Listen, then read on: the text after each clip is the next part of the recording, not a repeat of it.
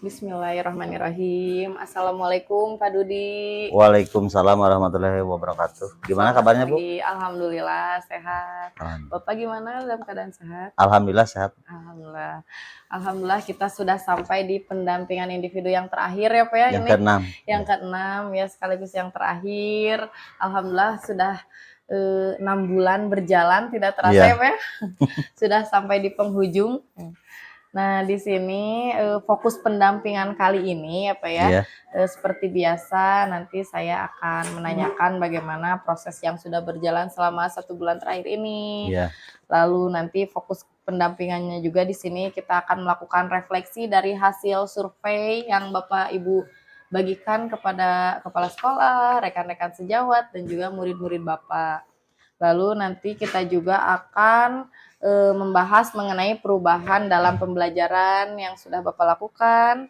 Lalu nanti kita juga akan berdiskusi mengenai penilaian pemetaan aset yang sudah Bapak lakukan bersama-sama dengan para aktor. Lalu di sini juga nanti saya akan meminta izin untuk berdiskusi bersama salah satu aktor yang Bapak itu ikut berdiskusi bersama Bapak. Dan nanti kita juga akan berdiskusi mengenai persiapan panen hasil belajar nanti ya Pak untuk di Lokat 7. Dan seperti biasa nanti bagian akhir pendampingan kita akan melakukan refleksi. Nah, itu fokus pendampingan kali ini Pak. Sudah siap ya? Siap. Ya, kita mulai. Yang pertama Pak, di sini Bapak apa saja ya proses yang sudah berjalan selama 1 bulan terakhir ini Pak? Kalau proses yang berjalan setelah 1 bulan ini mempelajari modul 3.3 ya Bu. Nah, tentang dimulai dari diri, kemudian juga sampai dengan aksi nyata. Kemudian juga mempelajari modul 3.2 tentang bagaimana tentang program pengembangan tentang aset. Lalu di sini bagaimana rencana tindak lanjut dari pendampingan sebelumnya Pak? Karena kan di pendampingan sebelumnya saya sudah memberikan gambaran bahwa Bapak nanti di PI 6 itu sebelum pendampingan Bapak akan melakukan diskusi tentang pemetaan aset, dan nanti juga akan membagikan survei, dan nanti akan ada perwakilan dari rekan sejawat gitu Pak ya yang berdiskusi. Nah, bagaimana rencana tindak lanjut dari pendampingan sebelumnya? Kalau rencana tindak lanjut kedepannya sih lebih ke memanajemen tentang sekolah, kemudian juga tentang pengembangan tentang aset ya Bu. Ini maksudnya rencana tindak lanjut dari pendampingan sebelumnya Pak yang kemarin. Jadi kan apa yang sudah Bapak persiapkan dari PI 5 itu untuk PI 6 ini? Oh iya, tentang bagaimana mempelajari tentang aset Bu ya. Sehingga nanti di sekolah bisa mengembangkan gitu Bu. Dan diskusi pemetaan asetnya sudah dilakukan Pak? Sudah Bu, dengan kepala sekolah, dengan rekan sejawat, komite, dan murid sendiri. Nah jadi PI 6 ini kita akan berdiskusi mengenai hal itu ya Pak. Lalu, nah di sini hal-hal apa saja yang dianggap sebagai capaian selama 1 bulan terakhir ini Pak? Capaiannya Bu, setelah berdiskusi tentang aset ya di sekolah gitu, bagaimana kita memanfaatkan tentang aset itu sendiri sehingga bisa memajukan sekolah. Nah di sini alhamdulillah ya Pak ya, Bapak di sini sudah sudah memperlihatkan kemajuan-kemajuan dari awal mengikuti pendidikan guru penggerak sampai saat ini gitu, sudah sangat terlihat gitu progresnya ya Pak ya. Amin, mudah-mudahan. Sampai di sini di modul 3.3. Nah, di sini sudah dilihat juga ketika di PI 4 ya waktu observasi. Nah, itu kan di di sana sudah terlihat gitu bagaimana Bapak menguasai materi-materi selama pendidikan guru penggerak ini. Nah, di sini kita akan melakukan refleksi hasil survei nih, Bapak. Iya. Nah, kan berdasarkan hasil feedback di sini ya, Iya. Pak, apa yang kurang baik atau perlu ditingkatkan menurut responden terhadap kompetensi Bapak. Nah, di sini Bapak dapat menjelaskan dari masing-masing responden, baik itu dari Ibu Kepala Sekolah, dari rekan sejawat, dan dari murid Bapak gitu. Jadi apa yang kurang baik dan perlu ditingkatkan menurut para responden? Kalau Satu-satu. menurut responden lebih ke mengembangkan bagaimana saya mengajar di dalam kelas mungkin Bu ya. Nah, ini dari Bapak dari Ibu Kepala atau dari rekan sejawat, Pak? Dari Ibu Oh, Kepala, iya. kemudian juga dari rekan sejawat juga. Kalau rekan sejawat masih lebih ke apa? Sudah menganggap lebih baik ya dari Iya. program guru penggerak yang saya ikuti, ada kegiatan-kegiatan sehingga pembelajaran di dalam kelas itu mungkin menurut rekan saya lebih berpihak kepada anak didik, Iya. pada murid. Lalu bagaimana menurut responden para murid Bapak, Pak? Kalau murid saya sendiri lebih senang Bu ya, terlihat anak memiliki karakter yang lebih baik, kemudian juga sosial emosional di dalam kelasnya sudah baik, dan pokoknya lah belajarnya lebih bersemangat. Ya, Gitu ya. alhamdulillah ya, Pak, Ya, sangat alhamdulillah. terlihat. Nah, di sini apa rencana Bapak ke depannya untuk Ya. dilakukan mengenai kompetensi guru penggerak yang harus Bapak miliki tersebut, Pak? Kedepannya lebih ke berpihak kepada murid ya Bu, di dalam kelas berpihak kepada murid sesuai dengan filosofi Ki Hajar Dewantara.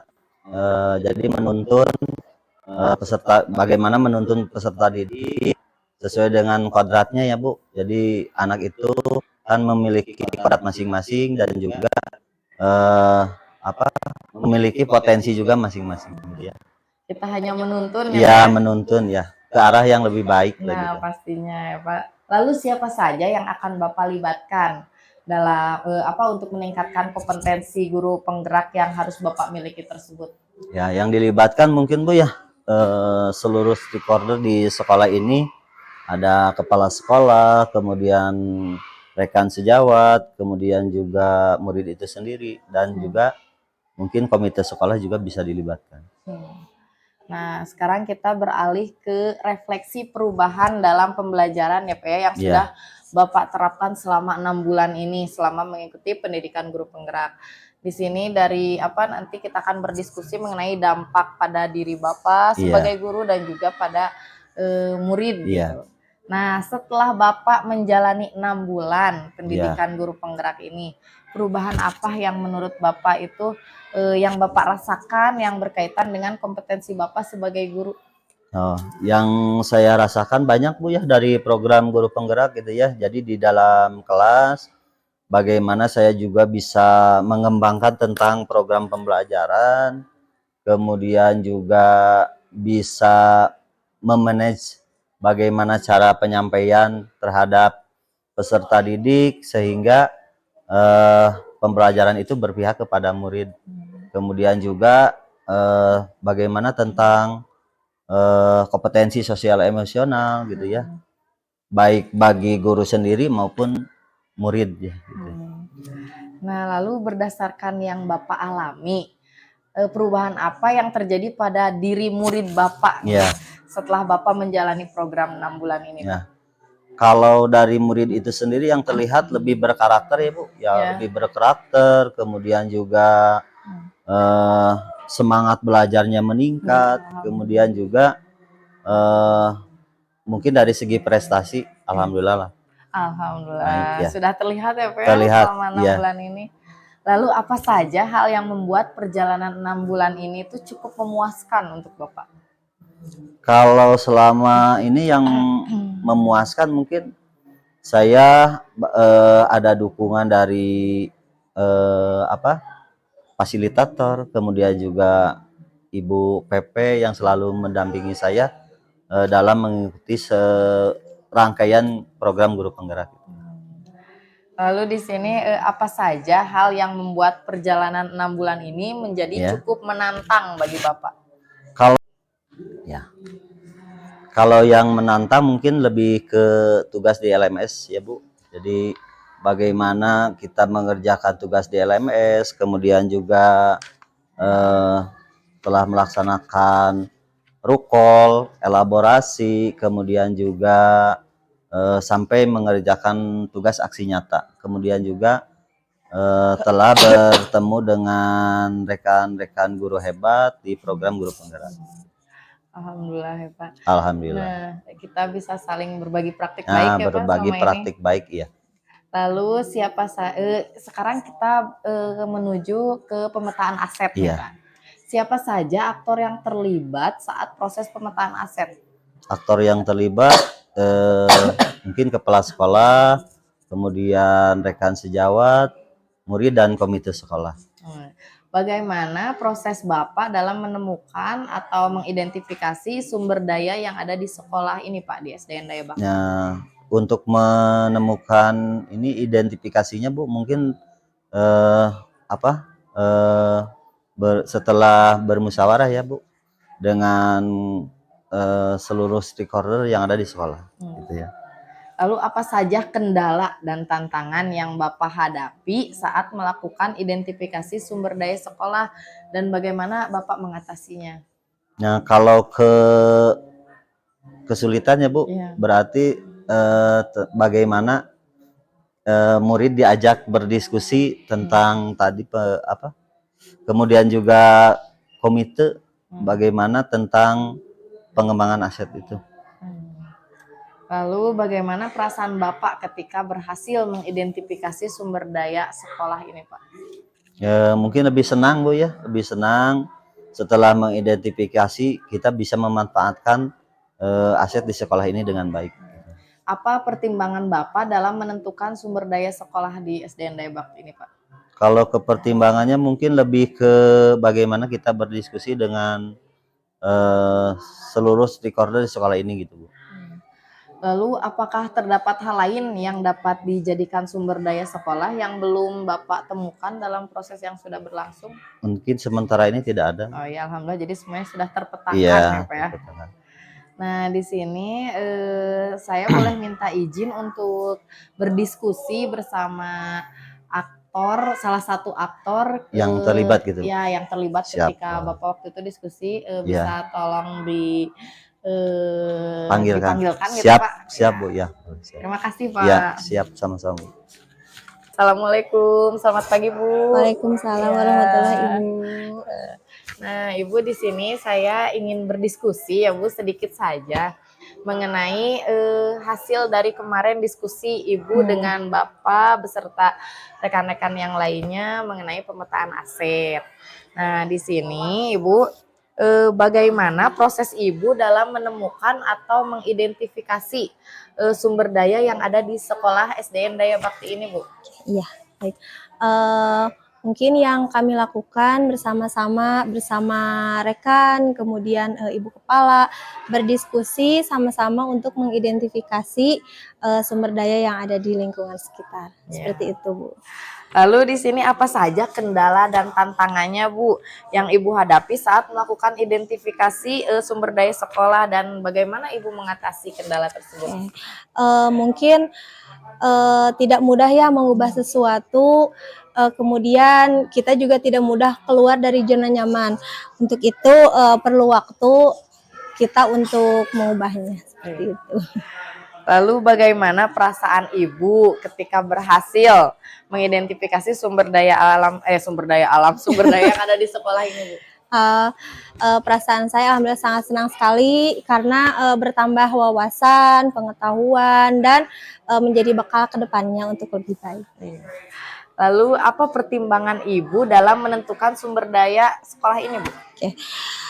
Mungkin yang saya lakukan melihat langsung bagaimana situasi atau keadaan sumber daya yang ada di sekolah ataupun lingkungan sekitar.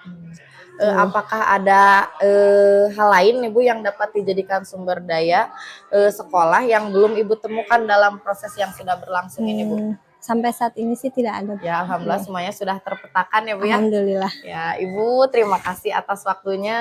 Ya, sama-sama Ibu. Mohon maaf sudah mengganggu waktunya Ya, Ibu ya. sama-sama Ibu. Ya, terima kasih. Ya, Bapak, sekarang kita akan berdiskusi mengenai panen hasil belajar Ya, nanti ya, siap, Pak ya. Bu. Nah, di sini Bapak itu nanti akan diberikan gambaran mengenai nanti kelengkapan apa saja sih gitu ya. Siap. Yang dipersiapkan untuk Loka 7 nanti atau untuk panen hasil belajar nanti. Dan juga apa saja nanti yang akan ditampilkan saat Iya, pelaksanaan panen hasil belajar. Nah, di sini apa ide Bapak untuk persiapan panen hasil belajar pada Loka Karya 7, Pak? Kalau persiapannya mungkin lebih ke membuat program sekolah ya Bu, Ya. kemudian dicetak, kemudian juga membuat banner gitu ya Bu, Ya. kemudian juga tentang aksi nyata yang paling batasan dicetak gitu nanti Ya. ya, dipamerkan.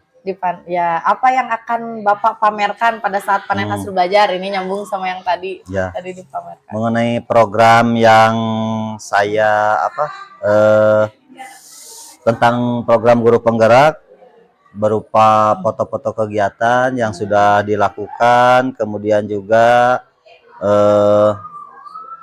kegiatan-kegiatan yang sudah saya ikuti dalam program guru penggerak.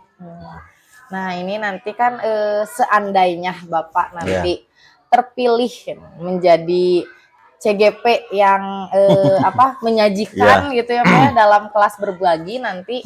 Karena kan nanti pasti Bapak dan rekan-rekan yang lainnya itu akan berdiskusi nanti siapa yang menjadi penyaji, siapa yang presentasi di stand, dan siapa yang berkeliling gitu. Nah, kalau seandainya nanti Bapak terpilih sebagai penyaji, yang perlu Bapak siapkan itu di sini yang pertama adalah materi yang akan dibagikan ya Pak ya ke peserta panen belajar. Nanti di sini rambu-rambu penyajiannya dapat dilihat pada lampiran Loka 7, nanti ada. Lalu PPT atau bahan tayang yang akan dipaparkan saat kelas berbagi nanti. Itu yang dua itu yang perlu dipersiapkan seandainya Bapak terpilih menjadi penyaji. Nah, kita sudah sampai di bagian akhir pendampingan ya Pak. Alhamdulillah, terima kasih Bapak di sini sudah berbagi praktik baik selama 6 bulan ini, baik itu dalam pembelajaran daring bersama Ibu Fasil dan rekan-rekan CGP yang lain, baik selama itu pendampingan dan juga selama Loka Karya ya Pak ya. Amin amin. Nah, di sini Bapak di sini saya mendorong Bapak gitu untuk terus melakukan praktik baik dan juga memetakan sumber daya yang di sekolah tadi ya Pak ya. Lalu di sini juga Bapak agar terus gitu memetakan sumber daya dalam melakukan perubahan dan perbaikan pembelajaran. Jadi jangan sampai berhenti di CGP ini ya Pak ya. Terus saja dilakukan perbaikan-perbaikan dalam pembelajaran. Nah, nanti jika ada hal-hal terkait pembelajaran daring yang perlu diketahui oleh fasilitator, nanti perlu dicatat dalam jurnal komunikasi di LMS. Ya, sekian pendampingan hari ini, Bapak. Terima kasih ya atas waktunya. Terima kasih. Terima kasih atas 6 bulan ini ya Pak. Sama-sama Bu. Terima kasih, saya juga terima kasih atas bimbingan. Terima kasih Bapak sudah selama ini saling sharing, saling berbagi praktik baik. Kita saling membersamai selama 6 bulan ini, saling berkolaborasi ya Pak ya, dan Bapak juga bersama rekan-rekan yang lain saling berbagi praktik baik dan berkolaborasi. Terima kasih Bapak. Terima kasih, sama-sama Bu.